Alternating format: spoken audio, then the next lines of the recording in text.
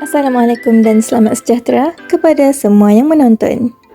Berikut merupakan alatan yang kami gunakan iaitu pensel, sesiku L dan pita pengukur yang digunakan untuk mengukur dan menanda bahagian kayu yang perlu dipotong. Untuk pembuatan bangku kayu ini, kami menggunakan dua jenis kayu dengan ketebalan yang berbeza.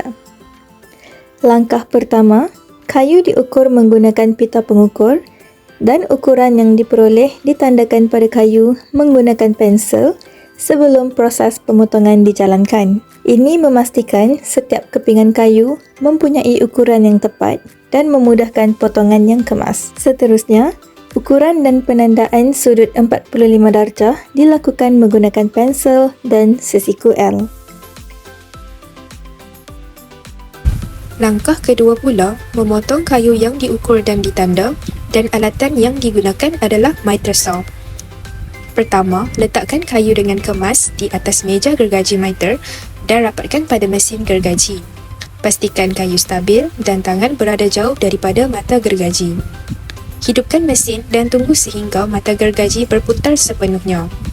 Turunkan gergaji secara perlahan untuk membuat potongan kayu lurus. Untuk pemotongan kayu bersudut 45 darjah pula, laraskan sudut gergaji kepada 45 darjah.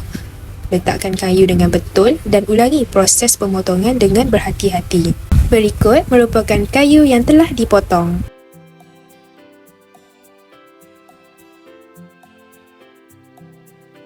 Untuk langkah ketiga, iaitu proses mencantum, alatan yang diperlukan adalah nail gun, stapler gun dan tukul Warrington.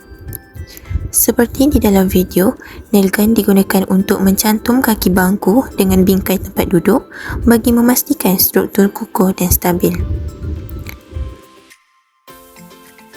Seterusnya, stapler gun pula digunakan untuk mencantum bingkai tempat duduk bangku dengan lebih kemas dan cepat. Akhir sekali, tukul Warrington digunakan untuk mengetuk semula paku yang longgar atau terkeluar bagi memastikan kemasan yang selamat dan rapi.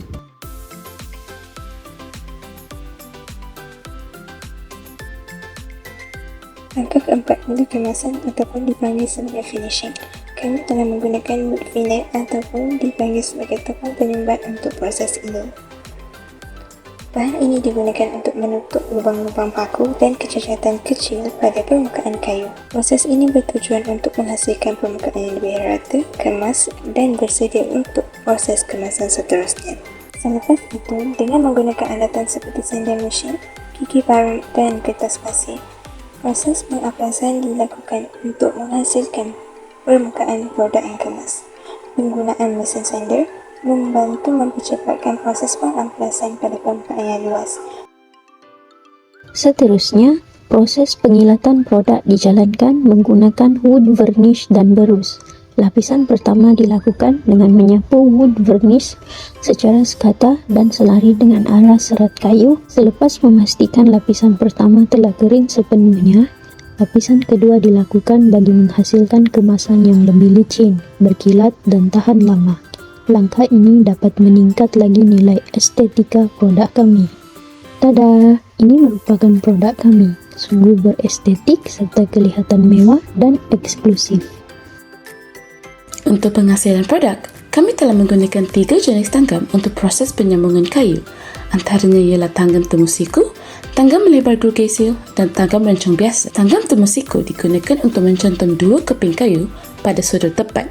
Proses ini dilakukan dengan memastikan kedua-dua kepingan kayu berada pada kedudukan yang selari dan stabil. Seterusnya, nail gun digunakan untuk mencantum bahagian tersebut bagi menghasilkan sambungan yang kukuh. Tanggam melebar gru gesil pula dilakukan dengan mencantum kepingan kayu pada bingkainya. Kayu diletakkan dengan kemas pada rangka sebelum proses cantuman dijalankan menggunakan nail gun. Tanggam rancang biasa pula dilakukan dengan mencantum 2 keping kayu yang dipotong pada sudut 45 darjah.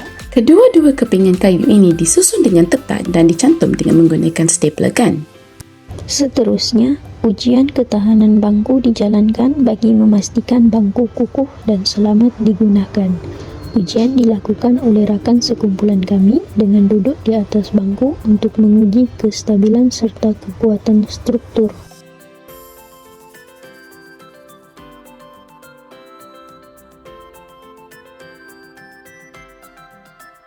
Tapi sebelum itu, kebersihan bengkel harus sentiasa dijaga. Di sini, ahli kumpulan kami telah menggunakan blow-gun dan menyapu untuk membersihkan sisa-sisa kayu di kawasan kerja. Bengkel yang bersih membantu meningkatkan tahap keselamatan dan kecekapan kerja. Itu sahaja daripada kami. Terima kasih untuk menonton.